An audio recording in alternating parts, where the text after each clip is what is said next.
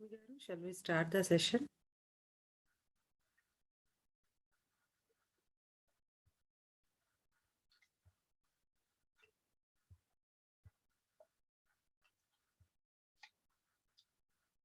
Good evening, everybody.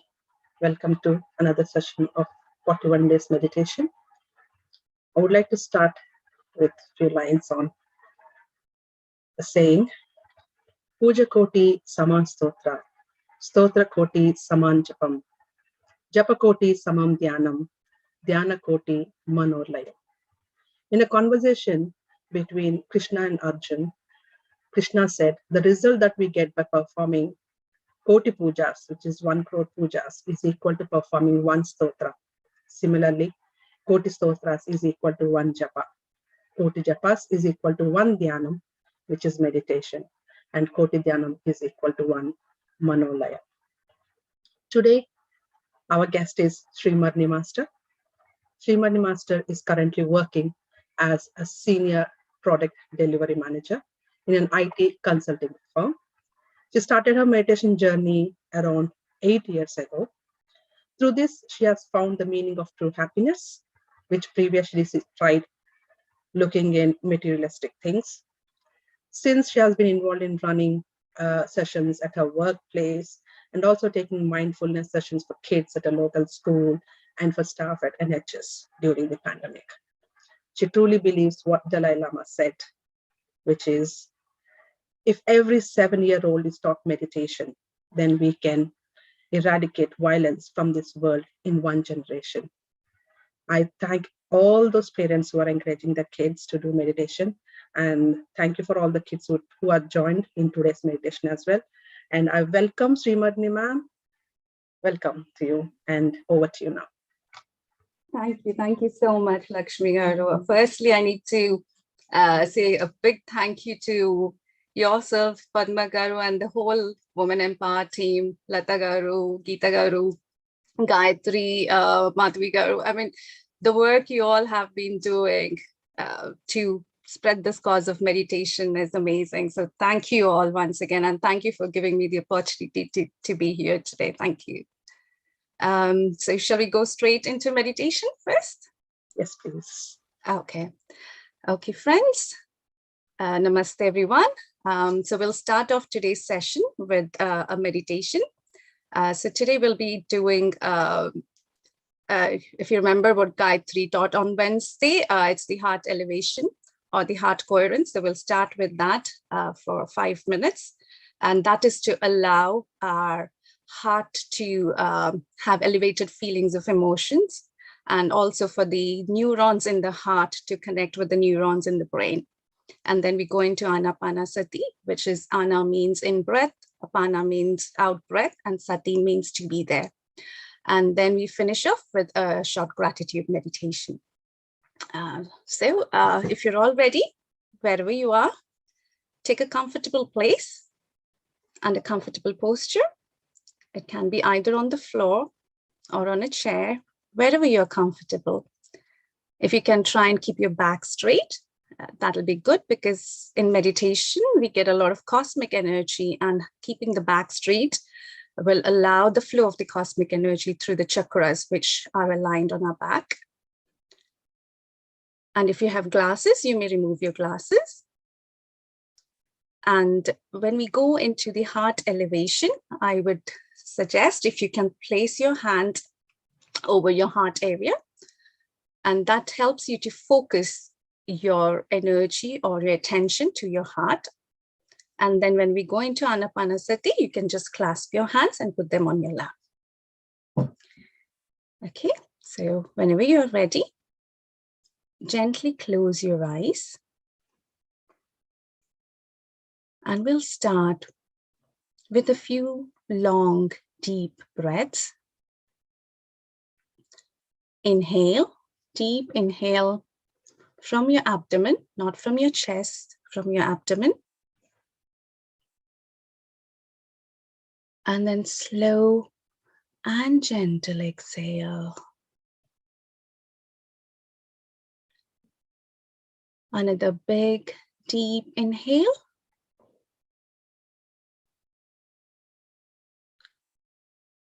And slow and gentle exhale.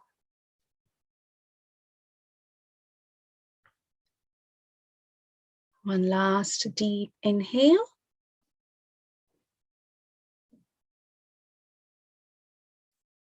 And slow and gentle exhale. Now let us place our hand near our heart and let us recollect a time from our past, an experience from our past, or a person that helps us to relive a moment where we have felt one of the elevated emotions, either of joy, happiness, compassion, empathy, gratitude. Just pick one instance where you have experienced any one of the elevated emotions.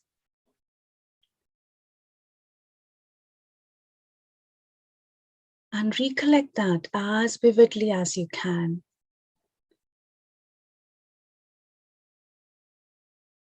Either an emotion of joy, love, gratitude.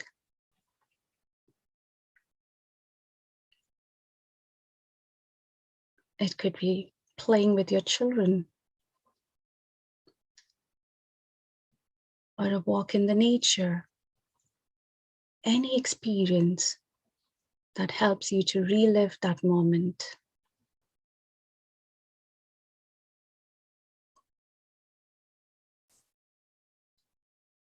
Go deeper with that imagination, with that recollection.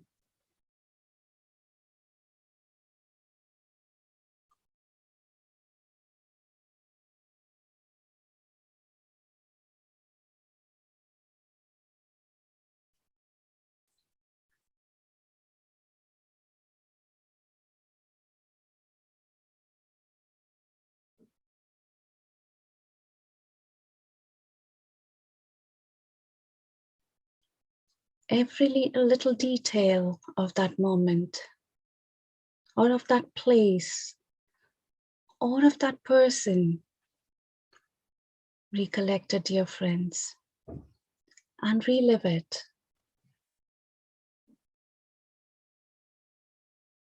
And feel the same emotion that you felt,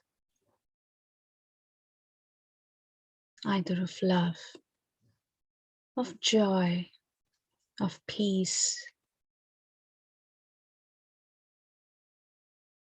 of empathy, of compassion, or of gratitude.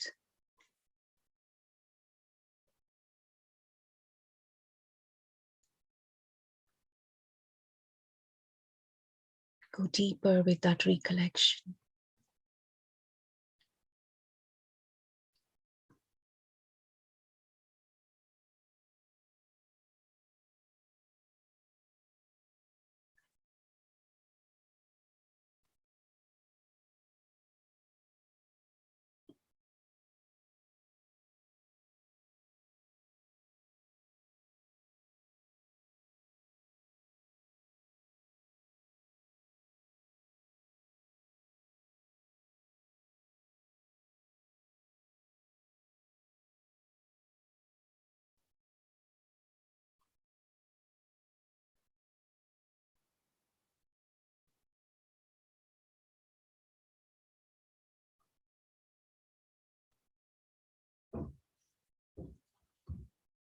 As clearly as you can, dear friends.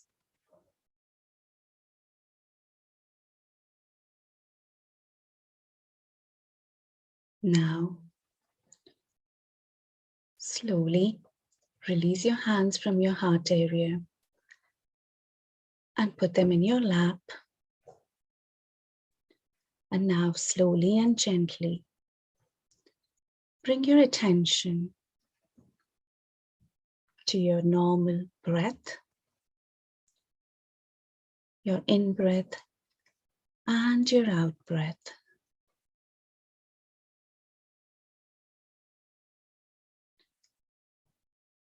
feel the soft, gentle pranic air entering through your nose and relaxing each and every part of your body.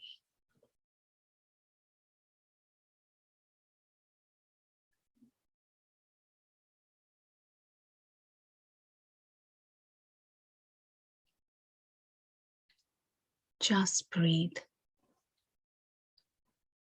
Everything else is taken care of.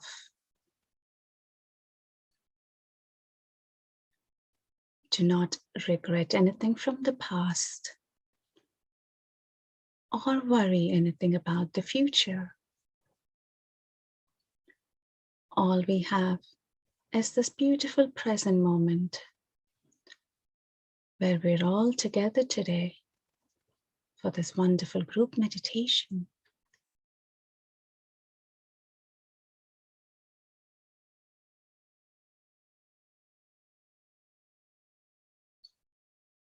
Just be with your breath, dear friends.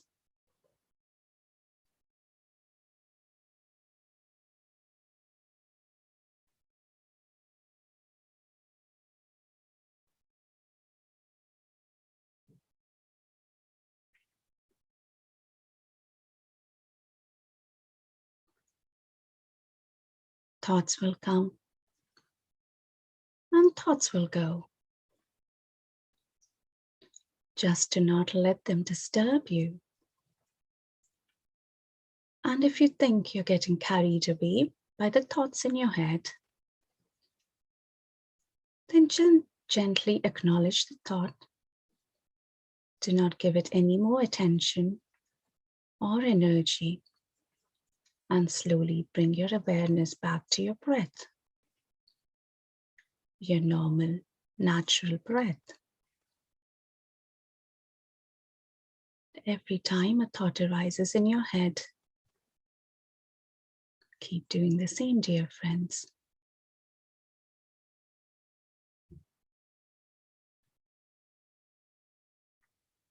I'll play some soft music in the background, which will help you go deeper.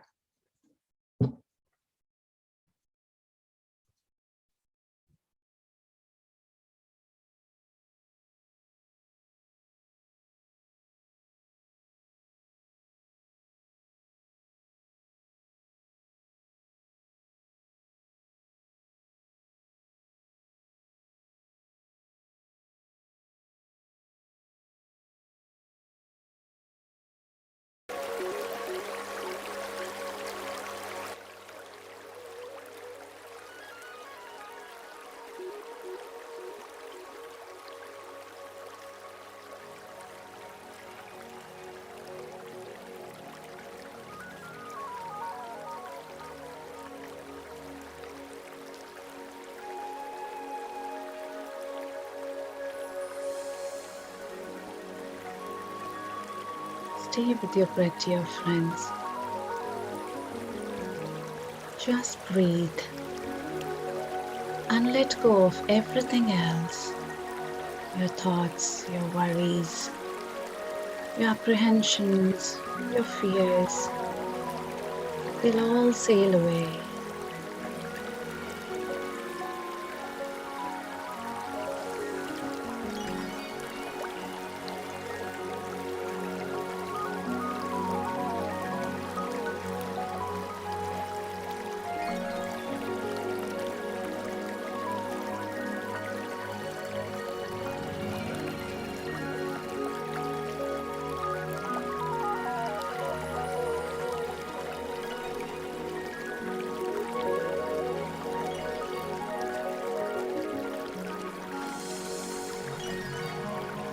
Have a gentle smile on your face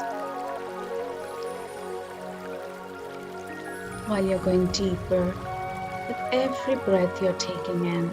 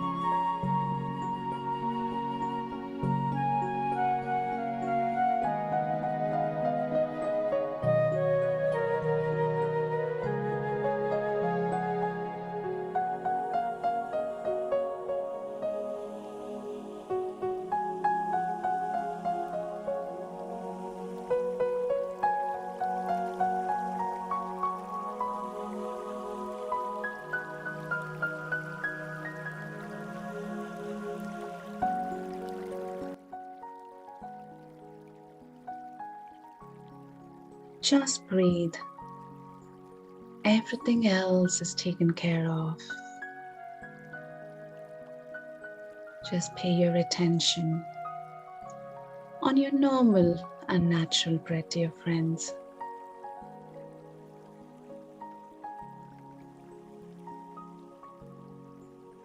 With every breath, going deeper and deeper and connecting with the emptiness within you. That emptiness, which is the source of all creation, everything around you and everything within you. Let us go deeper with that connection with ourselves.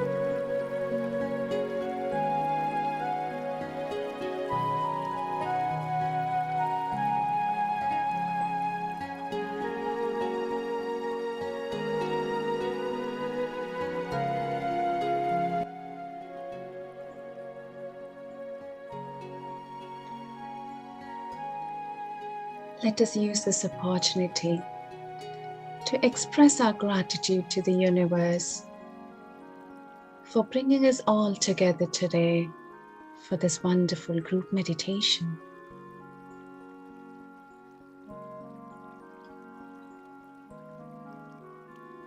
Let us also express our thanks to our parents, to our mother and father, for bringing us onto this earth plane and letting us have all the wonderful human experiences that we are having.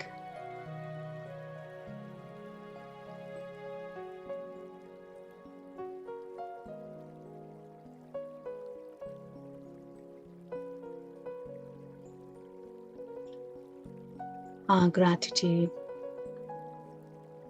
to all the people in our lives, our partners, our friends, our family, our neighbors, our colleagues, to each and every one who has always been there for us whenever we needed them. And our gratitude to our children for teaching us the meaning of unconditional love.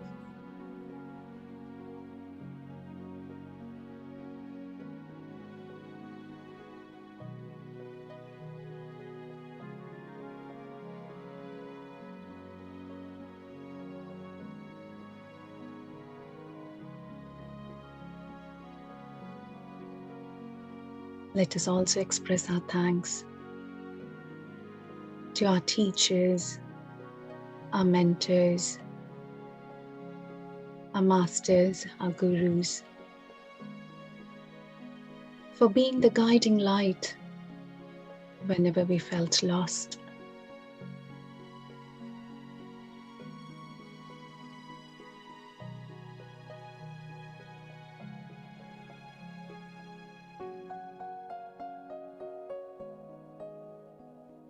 Our gratitude to Mother Nature and Mother Earth, to the trees, the birds, the oceans, the seas, the animals, each and everything on this planet Earth.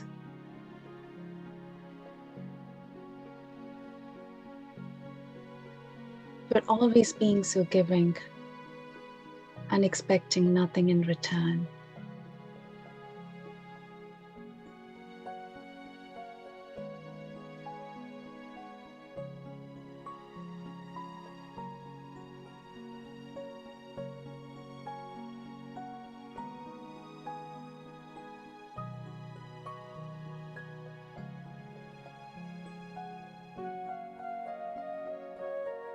Our gratitude to all the challenges in life, because it is those challenges that brought out our inner strengths, which we didn't even know we had.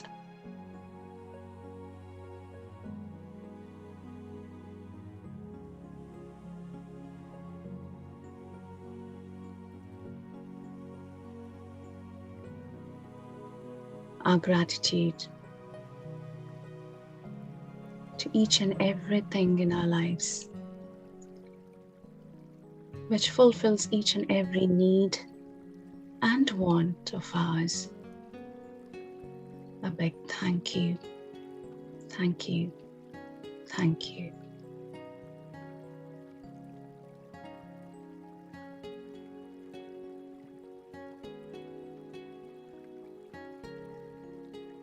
Let us continue in this feeling of gratitude for another 2 minutes, dear friends.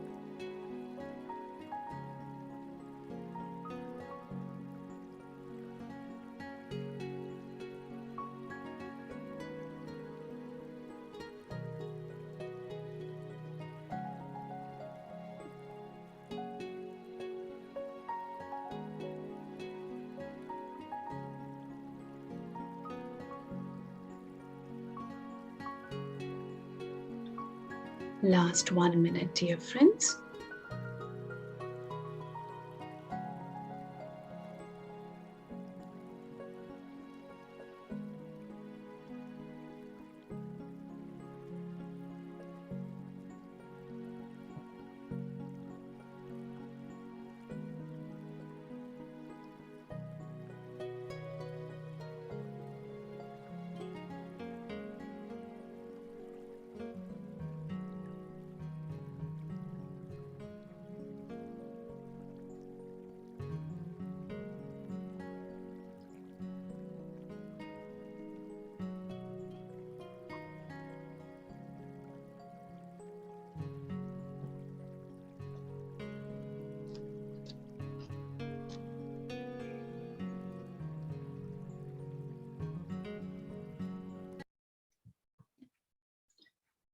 Now slowly release your hands and put them on your eyes for 5 seconds.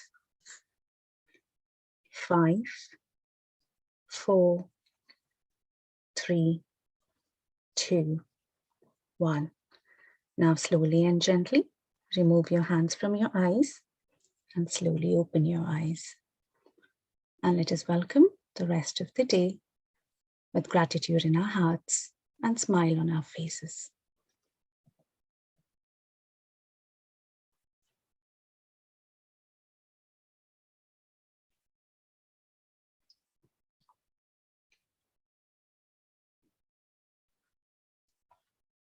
Thank you very much, Unit Master, for the beautiful meditation. Let's move on to wisdom sharing. Sure. Thank you. Thank you, friends, for a wonderful meditation. And thank you all for sharing such beautiful energies today. Thank you. I can see Padmagar is still meditating there. Okay. So we'll move into the wisdom sharing. So let me share the slides.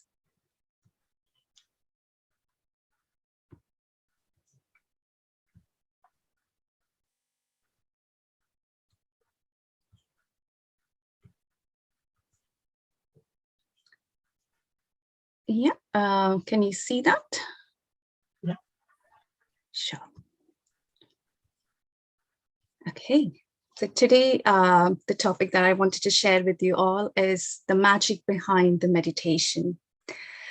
So who all thinks meditation is magical? If you think you believe that meditation is magical, just type a yes or I believe in the chat.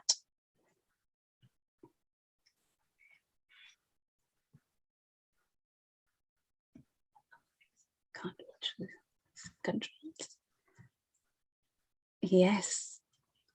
Okay, I can see quite a few yeses, yes. And I certainly believe meditation is magical. I've had lots of instances where it's been, I can't explain how it happened, where, you know, I'm running late and all the traffic lights have been green and I've reached on time, or that elusive parking spot where the whole car park is full, but I got that one place which I desperately needed. So there's been so many instances where I felt meditation is magical.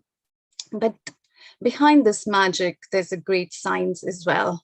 And when I started meditating around 8 years ago, I was in a very dark place and needed some help. And that help came in the form of two angels, Pranahita and Kiran, from whom I learned my first meditation. And at that time, I didn't know the science. It just worked for me. It just brought me out of that deep, dark place. And I was just so grateful to it. But over the years, when I started practicing it, I'm a science student. So there was always this urge in me to know, why does it work and how does it work? And is it just my experience, or does it really work? Can it be replicatable? Because if it is science, it has to be replicatable. It has to happen every time. And that led me to, and also with the inspiration of a lot of teachers, mentors, and masters, and through quite a few books that I have read, I have gathered some of the science behind the meditation, which I thought I'll share with you all today. So before I go into the science, and excuse my my presentation because it's not formatted very well. I just put it together last night and ran out of time to. So aesthetically, it may not be that pleasing, but yeah, ignore the aesthetics, just look at the content.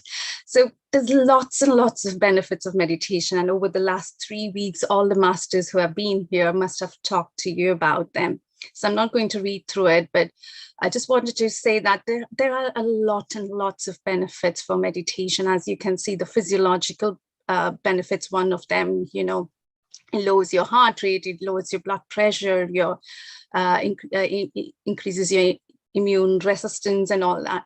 And also there are lots of psychological benefits as well. It builds your self-confidence, takes you out of stress, and you know, your feeling of well-being, and all of that is also developed through meditation. And it also has a lot of spiritual benefits.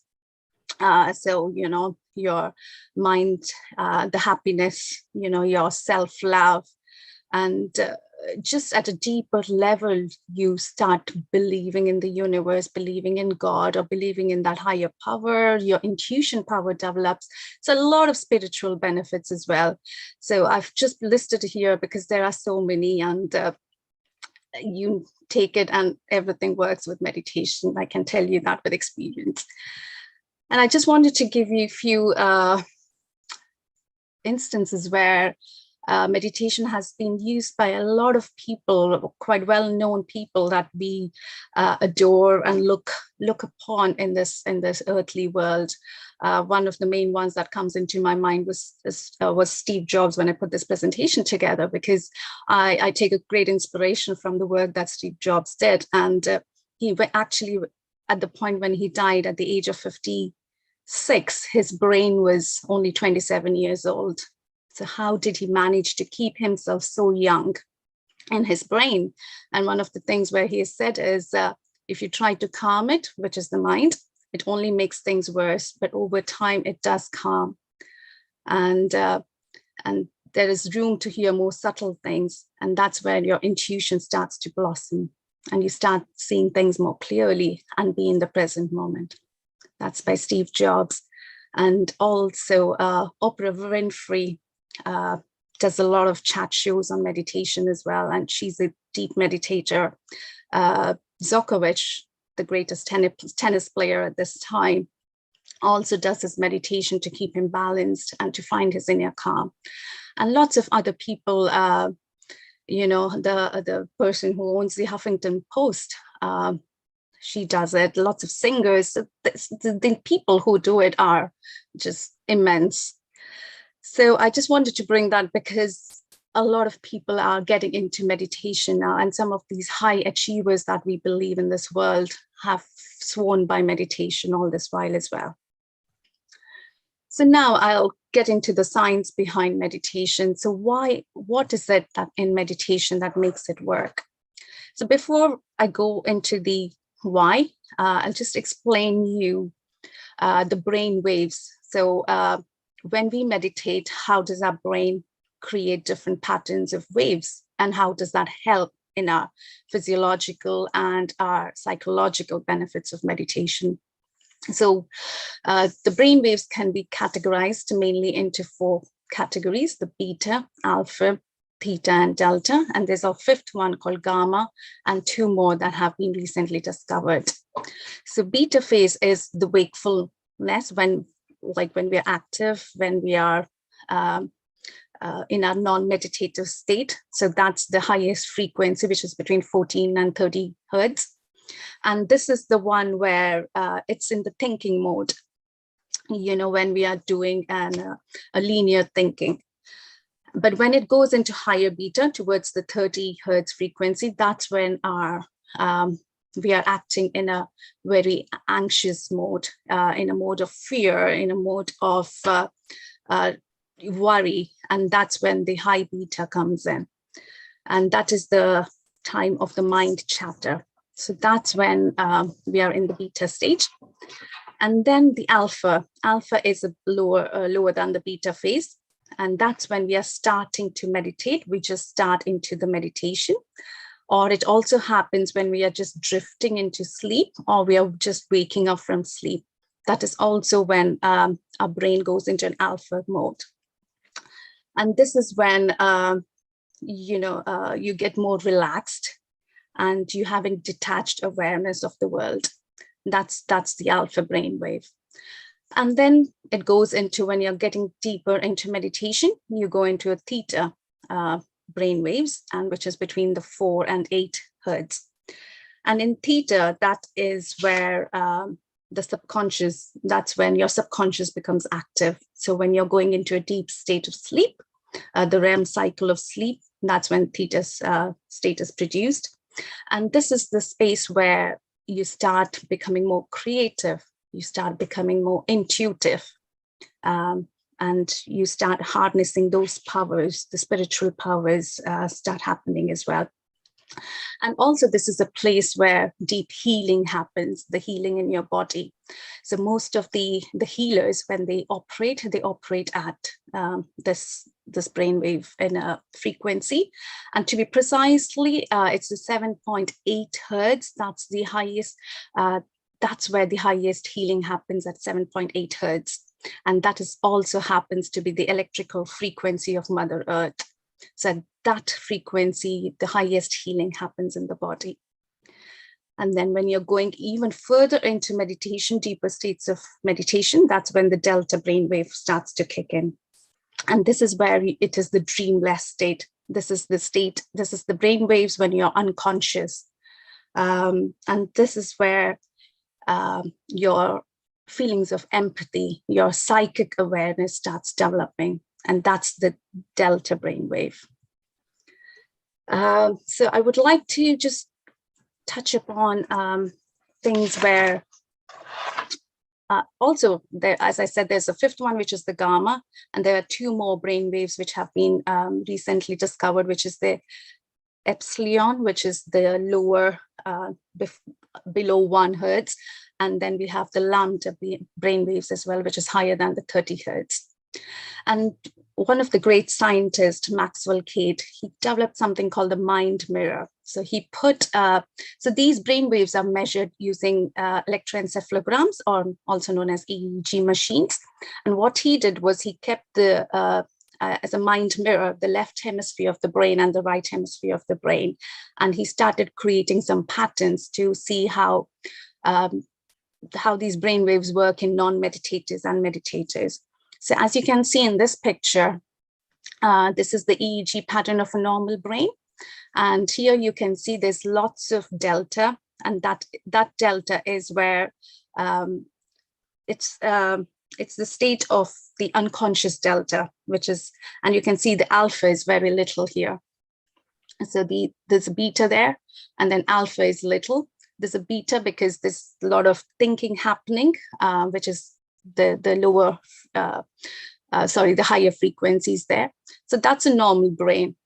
Now, if you go into an anxious brain, that is where you can see there's lots of beta. So it's the worry, it's all the stress, and all of those are noticed. And the rest of the brain waves are quite small, especially the alpha, theta, and delta. And now if you see the brain waves of a beginner in meditation, so you can see the beta is reduced, so they are less stressed. And then they start developing the other frequencies, the alpha, the theta, and the delta. And then here, the alpha starts becoming prominent, and the alpha starts acting as the bridge between the subconscious mind, which is at this place, and the conscious mind, which is the waking mind. So that alpha bridge starts forming at that point.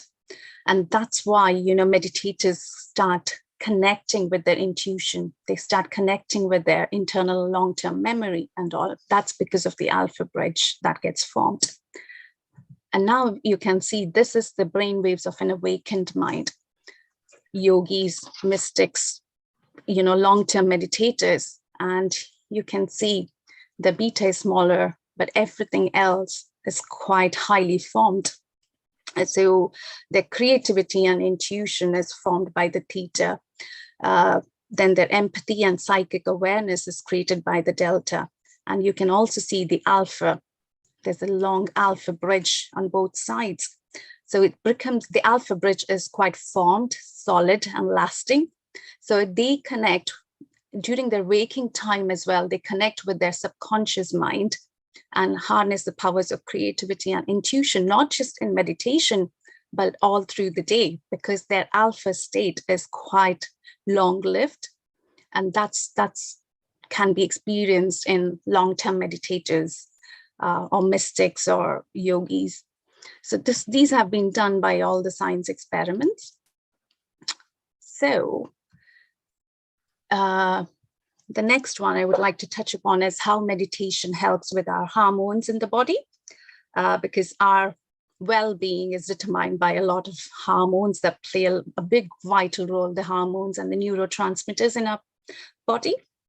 And so I'll start with serotonin, which is also known as the happy neurotransmitter. So we have more than 100 billion nerve cells or neurons in our brain, and serotonin acts as and the neurotransmitter to pass messages between our nerve cells. And what meditation does is it increases the amount of serotonin that we have in our brain. And then we've heard about cortisol, and which is also known as the stress hormone. So with meditation, the cortisol and the amount of cortisol in our body reduces. So that reduces the amount of stress, anxiety, worry, fear that we have in our body, and which also then helps to reverse aging as well, which is why you see a lot of meditators looking younger than their normal age.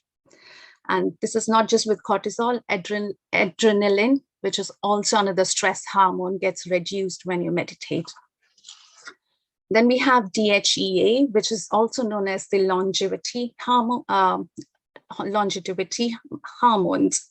And again, meditation boosts the creation of DHEA. And next is the GABA, which is known as the gamma aminobutyric acid. And again, that's called as the calm chemical because it's another neurotransmitter, which is central, which is vital for our central nervous system. And the lack of GABA produces, again, stress, anxiety, and quite uncontrolled thoughts in the head. And what scientists have found out that 60 minutes of meditation a day, it helps to increase the GABA by 27% in our body. And endorphins, again, you might have heard about endorphins. When you exercise, endorphins are produced. And they act as natural painkillers in our body. And what some of the experiments have found is if you do 30 minutes of running or jogging versus 30 minutes of meditation, 30 minutes of meditation or deep meditation produces more endorphins than what you would get with the 30 minutes running.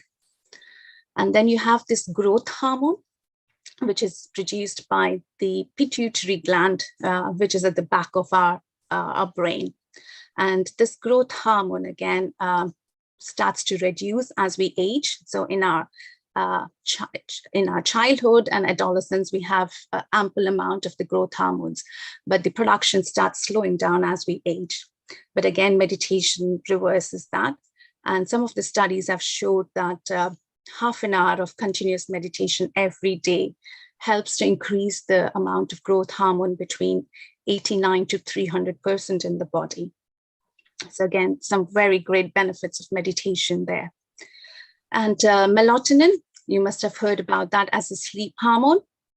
And so that helps to have sound sleep and also to reduce quite a number of forms of cancer in the body and to strengthen our immune system. Again, melatonin is enhanced, the production of melatonin is enhanced with meditation. And then there's something recently which has been discovered is called the Anandamide.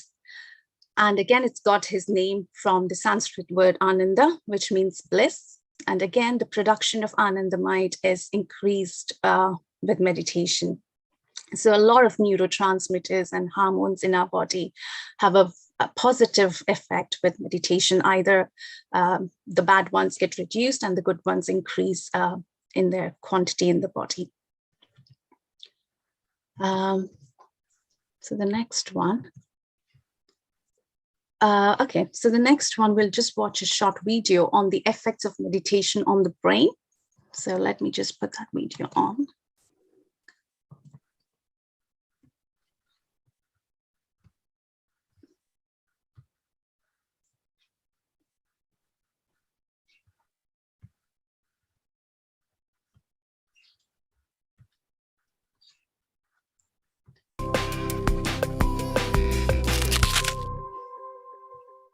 Researchers have known for decades that meditation can improve someone's physical and mental health. It can relieve stress, lower blood pressure, and lift someone's mood. But only in the last 10 years have neuroscientists taken a serious look at the changes in brain structure underlying some of meditation's benefits. Like everything else we do, meditation rewires our neural circuits, pruning away the least used connections and strengthening the ones we exercise most. Studies looking for signs of these changes usually focus on mindfulness meditation, which challenges people to keep their attention fixed on their thoughts and sensations in the present moment. Scientists acknowledge that many of these studies are small and not ideally designed, but at this point, researchers have gathered enough evidence to be confident that their findings are not just flukes.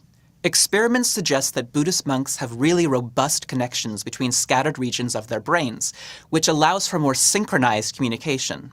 Expert meditators also seem to develop an especially wrinkly cortex, the brain's outer layer. We depend on the cortex for many of our most sophisticated mental abilities, like abstract thought and introspection. Several studies have confirmed that meditation can increase the volume and density of the hippocampus, a seahorse-shaped area of the brain in the middle of the skull that is absolutely crucial for memory. And although areas of the brain responsible for sustaining attention usually shrink as we age, meditation counteracts this decay. An increasing number of studies show that meditating for as little as 12 to 20 minutes a day for several weeks can sharpen the mind. In these studies, meditators have scored higher on tests of attention and working memory, which is the ability to temporarily store and manipulate information in one's mind. Some lifelong meditators in their 50s and 60s can even outperform 20-somethings on tests of visual attention. So if you're interested in trying meditation, you should probably start as soon as possible. For Scientific American's Instant Egg... Yeah, so that was a brief video to show that how with meditation, the effects in the brain and how the brain changes with that. So I'll just go back to the presentation.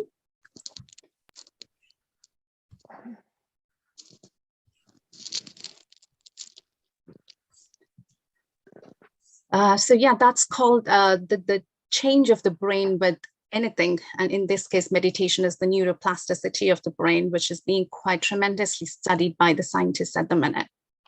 And as the video said, the outside part of the brain, which is the prefrontal cortex, the gray matter thickens in there, which helps with us, which helps in our day-to-day life with our planning, our handling of emotions, problem solving, and all those activities. And there is also an increase in the cortical thickness of the hippocampus, which the video said. So this part of the brain gets thickened with meditation, and this part of the brain is responsible for our memory, our focus, our attentiveness. So that gets heightened with meditation. The other effect of meditation on the brain is the amygdala, the reduction of the amygdala.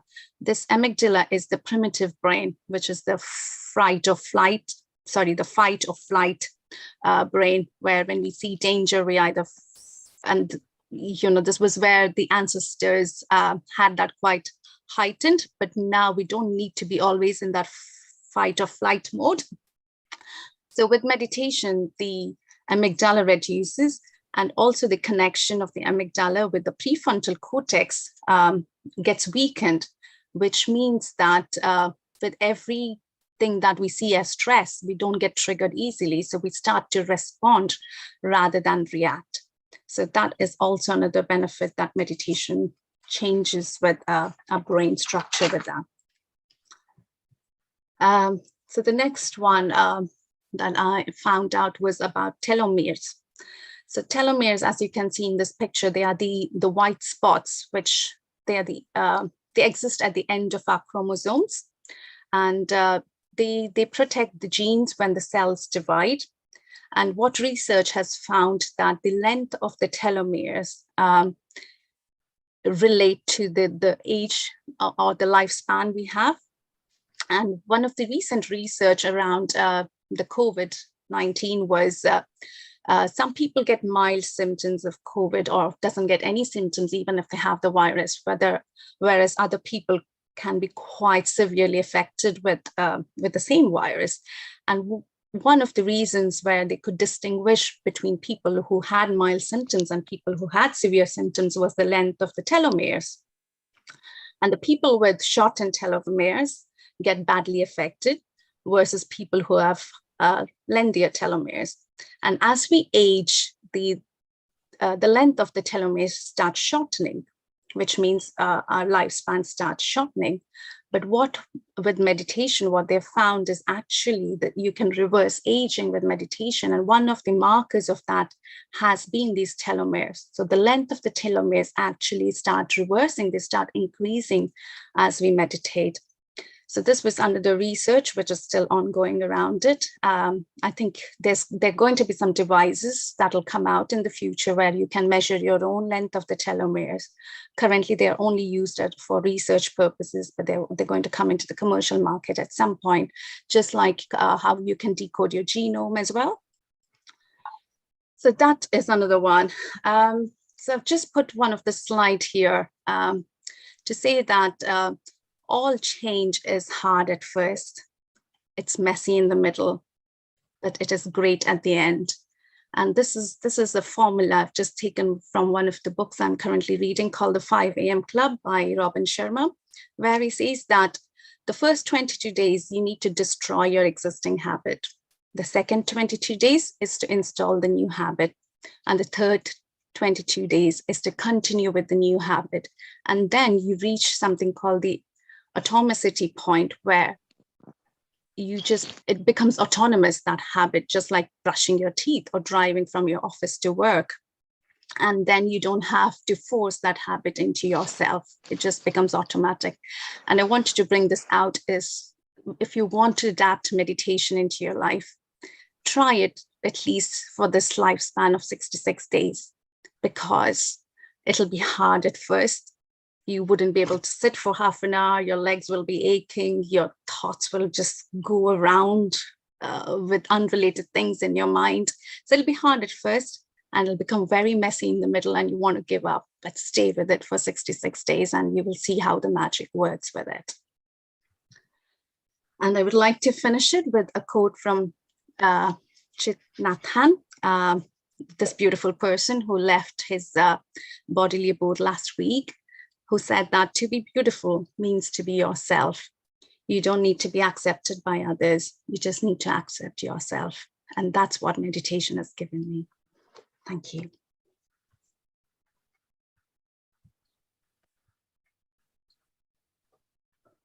Thank you very much, Marni. That's a lot to take on regarding how the brain works when we do meditation and what benefits and everything are. So anybody who wants to ask any question regarding the wisdom sharing or anything, just open your unmute yourself and please share your experiences or ask any question. Take this opportunity because your question might answer somebody else's thoughts.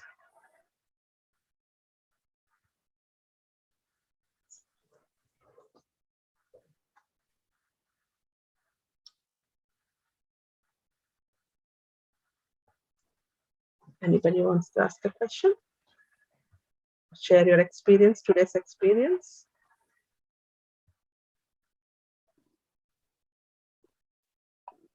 Hi, good evening, ma'am. Hello. I'm Neela. Hi. Excellent session, ma'am. It's really very informative, scientifically said. It's really nice session. When I meditate, ma'am, after a few minutes, I really I felt like I gone to sleep, but when I think the experience is a bit different to previous one. I used to be conscious enough. I know that I'm drifting from the present, but I was conscious enough to hold that in my memory. But recently, I'm just thought I'm sleeping. Is there any is it normal? I don't know. Some other ma'am said it's quite normal to have that feeling, but I'm just trying to say I feel like I'm sleeping. I might not benefit much out of it, or whether I am going step backward with the concentration or things like that. Share your wisdom, ma'am. I mean, share your explanation on that. Is it normal? It is absolutely normal, and you wouldn't believe I've been doing it for 8 years and I still go through that. So it's absolutely normal. It's whatever your body needs for that day, will happen. And there's no going backwards in meditation because, once you develop that skill, it stays with you for life. And some days your body will be more tired and it probably wants to sleep. And also sleep is a type of meditation. It's just you're not conscious of it. While in meditation, you're conscious of your thoughts. And sleep is also a form of meditation. It's just that you're not conscious of your thoughts. So yeah, it's absolutely normal. And there's no going backwards. Your body understands what you need. Your mind understands what you need. And it'll just go with the flow. So again, go with the flow. Don't put any hard and fast rules around it. But if you think you don't want it that way, but if you think that, towards the end of the day when you're more tired, if you're doing it, you're falling asleep, try different times of the day where you're more active, probably first thing in the morning or in the afternoon, whenever your body is more energetic or more alive. If you want to try it at different times and see if you feel differently. So just experiment is what I would say, but it's absolutely normal. And most of the days it happens to me as well. Yeah. Okay, thank you. Thank you so much, ma'am. Thank you. No problem. Really, thank you.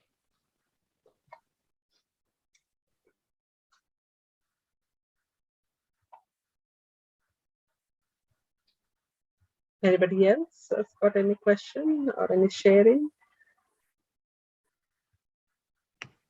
Ma'am, just another question. Sorry. It's Neil again. I have a condition, ankylosing spondylosis. Sometimes my spine get very stiff. Is it possible by doing more meditation, I would be able to manage my ankylosing spondylosis symptoms? Would I be able to minimize the symptom or cure it? Share your thoughts, ma'am. Thank you. Yeah, sure, ma'am. Definitely, your body is a natural pharmacy in itself. So you don't really need to rely. Once you start understanding your body, you develop that relationship with your body. The body starts understanding you as well. And there's a beautiful book called You Can Heal Your Life. I would suggest you to read that because it gives affirmations for each part of the body to recover. So again, that might be a good read for you to understand what affirmations you might need for that part of the body to heal. And also, as I said, there are lots of the positive effects of meditation are so great that you start reversing a lot of things. And sometimes, again, if it's a deep-rooted problem, why you're getting that, there could be more of a spiritual reason why you're having it. And you can, if once you understand that, you can work on it as well. And you will get that with intuition in meditation. So absolutely, you can heal anything. People have healed. Louise Hay, who has written this book on You Can Heal Your Life, was a cancer patient, quite at her last levels of cancer, and she's cured that, reversed that with just meditation. So lots and lots of examples of this. But the first thing I would say is believe that it can, and that's the first thing there. Yeah, Okay, Lakshmi ma'am. ji has Thank you. put the name of the book. Yeah. Thank you so much, ma'am. Thank you. Sure. I think I've seen a question Can we do by the name meditation of and affirmation at the same time? Yeah. So the way I would suggest is just before meditation, just when you're starting to go in that alpha state, I would say is to do the affirmations and then go into the alpha state of meditation. And also what I do in my own meditation or with my kids, they're quite young, is I do the affirmations just before they're going to sleep or when they're just coming out of sleep. Because what happens is that's the point of the alpha state when our brain is making that connection from the conscious mind to the subconscious mind. So whatever you tell the subconscious mind at that time, our conscious mind accepts is at true and makes that happen. And that's what you want affirmations to be. Whatever you're telling yourself, even though it's not true at that point, or it hasn't happened at that point, you want that to happen. So it's when your body, when your mind is in that alpha state, do the affirmations, and that would work. Yes. Do you put both hands on the heart or just one? Doesn't matter. Whichever posture is comfortable, either one hand or two hand, doesn't matter. And again, you don't really need to put a hand as well. The reason I suggest, or even when Gayatri Master did the session, was just so that it brings your attention to the heart area. So yeah, that's the only reason.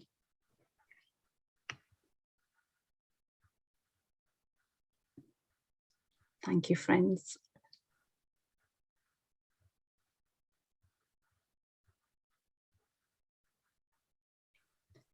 Okay. Any last question? Anybody?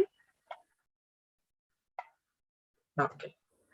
Thank you very much for joining today's meditation. So thank you very much, Sree Marni Master. Thank you. Such a lovely wisdom sharing. We'll see you all again tomorrow, same time at 9:15. Till then, Shubhratri. Great. Thank you. Namaste, everyone, and have a beautiful night. Thank you. Thank you so much. I think there's some books. I think Lakshmi Garu, I'll send you the names, and if you can add it to the group. Sure. Yeah. Thank you, everyone. Good night, Shubhratri. Thank you. Thank you, Sree Mani Master. Thank you. Thank you. Thank you, ma'am.